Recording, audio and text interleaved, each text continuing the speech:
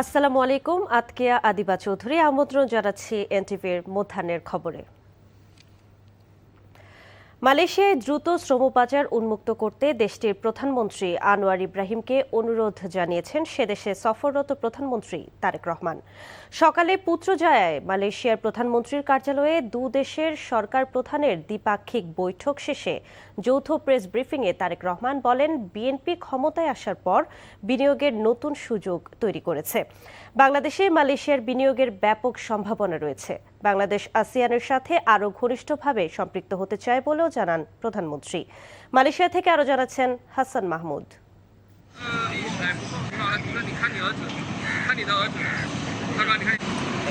রঙিন আভায় উদ্ভাসিত প্রধানমন্ত্রী তারেক রহমানের মালয়েশিয়া সফরের দ্বিতীয় দিন।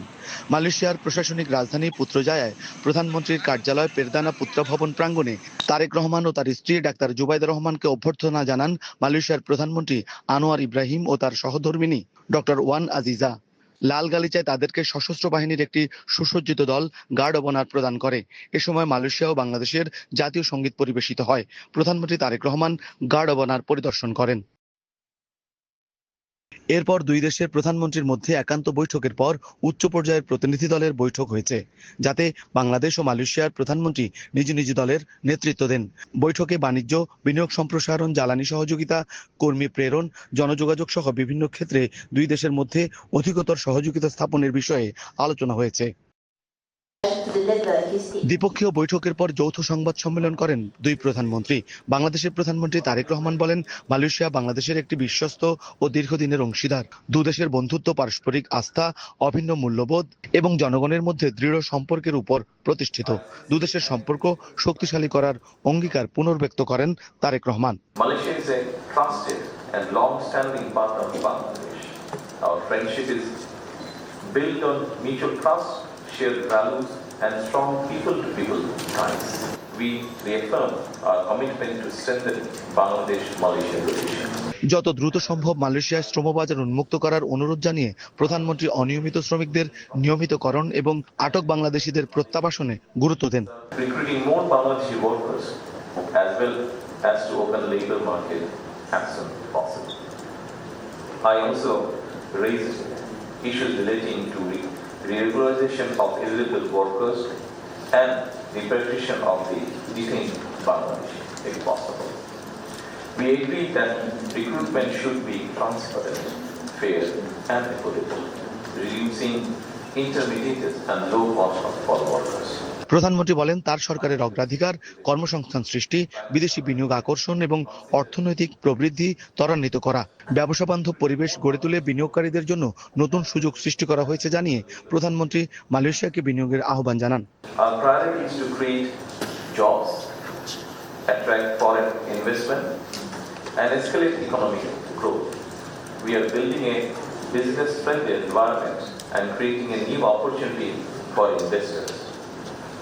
I see strong potential for Malaysian investment in Bangladesh and warmly invite Malaysian businesses to explore those opportunities. Bangladesh আসিয়ানের সাথে আরও ঘনিষ্ঠভাবে সম্পৃক্ত হতে চায় জানিয়ে প্রধানমন্ত্রী আসিয়ান সেক্টরাল ডায়ালগ পার্টনার হতে আগ্রহের কথা জানান। Bangladesh seeks closer engagement with ASEAN and aspire to become an ASEAN sectoral dialogue partner. We are also interested in joining the regional comprehensive economic partnership. I appreciate Malaysia's support for Bangladesh's regional integration efforts. এছাড়া সংস্কৃতি বিষয়ক একটি সমঝোতা স্মারক স্বাক্ষর, সন্ত্রাস দমন বিষয়ে একটি দ্বিপাক্ষিক দলিল বিনিময় করা হয়। সাধারণ মানুষ ও অন্যান্যরা মনে করছেন, এর মধ্য দিয়ে আঞ্চলিক সহযোগিতায় বাংলাদেশের পাশে থাকবে মালয়েশিয়া আর মালয়েশিয়ার পাশে থাকবে বাংলাদেশও। Hasan Mahmud, NTV news, পুত্রজায়া, Malaysia. Malaysia থেকে এই মুহূর্তে আমাদের সাথে সরাসরি যুক্ত হচ্ছেন আমাদের স্পেশাল করেসপন্ডেন্ট হাসান মাহমুদ। হাসান, প্রধানমন্ত্রীর সফরে দিনের অন্যান্য কর্মসূচি সম্পর্কে আর কি তথ্য রয়েছে আপনার কাছে? প্রধানমন্ত্রী তারেক রহমান আজ সকাল থেকেই তার সফরের দ্বিতীয় দিনে ব্যস্ত সময় কাটাচ্ছেন এবং পেছনে যে পুত্রজায়া প্রধানমন্ত্রীর পাঠদানা ভবন, সেখানে কিন্তু তিনি রয়েছেন। এখান আসলে এই সময়টাতে যেটি জানতে চেয়েছেন, এখন চলছে মধ্যাহ্ন ভোজন অর্থাৎ প্রধানমন্ত্রী ডক্টর মালয়েশিয়ার প্রধানমন্ত্রীর আমন্ত্রণে এখানে কিন্তু মধ্যাহ্নভোজন চলছে। ডক্টর আনোয়ার ইব্রাহিম এর মধ্যাহ্নভোজনে অংশ নিচ্ছেন তারেক রহমান এবং তার স্ত্রী ডাক্তার জুবাইদা রহমান। এই মধ্যাহ্নভোজনের পরে তাদের জন্য সাংস্কৃতিক পরিবেশনা আছে। মূলত বলা যায় যে সকাল থেকে যে বৈঠকগুলো হয়েছে সেই বৈঠকগুলো মধ্যে গুরুত্বপূর্ণ ছিল দুই প্রধানমন্ত্রীর বৈঠক, এবং এই দুই প্রধানমন্ত্রীর বৈঠকে কিন্তু বেশ কিছু গুরুত্বপূর্ণ বিষয় উঠে এসেছে। দুই দেশের স্বার্থ সংশ্লিষ্ট বিষয়গুলো যেমন উঠে এসেছে, তেমনি উঠে এসেছে যে মালয়েশিয়া, যেটি আসলে এই সফরের একেবারে কেন্দ্রবিন্দুতে ছিল, যে মালয়েশিয়া বাংলাদেশি যে শ্রমবাজার, সেই শ্রমবাজারকে পুনর্জাগরণ ঘটানো, এবং সে বিষয়ে কিন্তু আলোচনা হয়েছে বৈঠকে। এবং সেই আশাবাদও প্রধানমন্ত্রী ব্যক্ত করেছেন। তার সংক্ষিপ্ত বক্তব্যে বলেছেন যে বাংলাদেশের শ্রমবাজারের ইতিমধ্যে পুনর্জাগরণ ঘটবে এইখানে।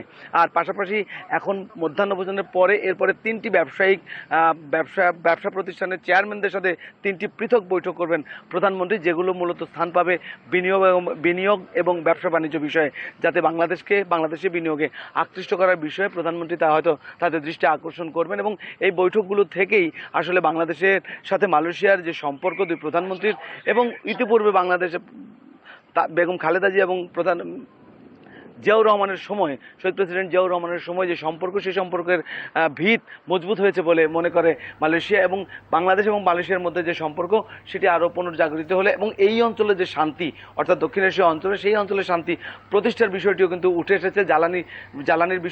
জ্বালানি নিরাপত্তার বিষয়টি উঠে এসেছে, এবং সন্ত্রাস দমন সহ আরও বেশ কিছু বিষয় কিন্তু আলোচনায় উঠে এসেছে। তো আর তিনটি বৈঠকের পরেই কিন্তু প্রধানমন্ত্রী বিকেল 4টা নাগাদ, মালয়েশিয়ার সময় বিকেল 3টা থেকে 3:30 নাগাদ মালয়েশিয়া ত্যাগ করার কথা রয়েছে, এবং তিনি এরপরে যাবেন চীনে, অর্থাৎ চীনের তার প্রধানমন্ত্রীর পরবর্তী সফর। এখান থেকে তিনি চলে যাবেন চীনে। আজকেই তার আসলে সবচেয়ে বেশি কর্মসূচি ছিল, এবং সবচেয়ে বেশি ব্যস্ত সময় কাটিয়ে চীনের উদ্দেশ্যে রওনা দিবেন বাংলাদেশের প্রধানমন্ত্রী তারেক রহমান।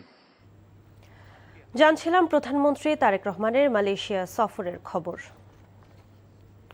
ফ্যাসিস্ট সরকারের আমলে সংঘটিত গুম, খুন ও হত্যাকাণ্ডের বিচার দ্রুত সম্পন্ন করার দাবিতে মঙ্গলবার বিকেলে রাজধানী ঢাকায় সমাবেশের কর্মসূচি ঘোষণা করেছে জামায়াতে ইসলামের নেতৃত্বাধীন 11 দলীয় ঐক্য। সমাবেশে বক্তব্য রাখবেন সংসদে বিরোধী দলীয় নেতা ডাক্তার শফিকুর রহমান, এনসিপির আহ্বায়ক নাহিদ ইসলাম সহ 11 দলের শীর্ষ নেতারা। সকালে লিয়াজো কমিটির বৈঠক শেষে আয়োজিত সংবাদ সম্মেলনে এই কর্মসূচির ঘোষণা দেন 11 দলীয় ঐক্যের সমন্বয়ক ও জামায়াত নেতা হামিদুর রহমান আজাদ। তিনি বলেন, দেশে এখনও বিচারহীনতার সংস্কৃতি বিদ্যমান এবং ফ্যাসিবাদকে পুনর্বাসনের অপচেষ্টা চলছে। জুলাই গণহত্যার বিচার এখনও সম্পন্ন না হওয়ায় উদ্বেগ প্রকাশ করে তিনি বিচার প্রক্রিয়া দ্রুত এগিয়ে নেয়ার দাবি জানান। এছাড়া দেশবিরোধী ষড়যন্ত্রের প্রতিবাদে আগামী 4 জুলাই সারা দেশে বিক্ষোভ সমাবেশের কর্মসূচি ঘোষণা করা হয়েছে। সীমান্তে আমরা শুনতে পাচ্ছি বিভিন্ন ধরনের প্রতিবেশী রাষ্ট্র কর্তৃক অস্ত্র মজুদের ঘটনা ঘটছে, কোথাও কোথাও ক্ষেপণাস্ত্র স্থাপনেরও ষড়যন্ত্র হচ্ছে বলে আমরা জানতে পারছি। এই প্রেক্ষাপটে 11 দিনের ঐক্য আজকে সরকারের কাছে দাবিও জানাচ্ছে। আমরা জনগণের পক্ষ থেকে গভীর উদ্বেগ প্রকাশ করছি। নতুন করে বৃষ্টি না নামায় সুনামগঞ্জে নদ নদীর পানি কিছুটা কমেছে। এদিকে লালমনিরহাটে তিস্তা নদের পানি কমতে শুরু করেছে। গত 24 ঘন্টায় সুরমা নদীর পানি 64 সেন্টিমিটার কমে বিপদসীমার 62 সেন্টিমিটার নিচ দিয়ে প্রবাহিত হচ্ছে। এদিকে নদীর পানি কমায় সুনামগঞ্জ সদর, তাহিরপুর ও দোয়ারা বাজার সীমান্ত উপজেলায় প্লাবিত এলাকা থেকেও পানি নেমে গেছে। অপরদিকে সিলেটের পর্যটন কেন্দ্র কোম্পানিগঞ্জের সাদা পাথর এলাকায় পানি বৃদ্ধির ফলে নৌকা চলাচল সাময়িক বন্ধ রেখেছে স্থানীয় প্রশাসন। এদিকে লালমনিরহাটে তিস্তার পানি কিছুটা কমেছে, তবে কিছু এলাকায় এখনও ডুবে রয়েছে বিভিন্ন ফসলের ক্ষেত। বন্যার খবর জানাতে সুনামগঞ্জ থেকে সরাসরি যুক্ত হচ্ছেন সেখানে আমাদের স্টাফ করেসপন্ডেন্ট দেওয়ান গিয়াস চৌধুরী। গিয়াস, পানি বৃদ্ধির সবশেষ কি তথ্য রয়েছে আপনার কাছে?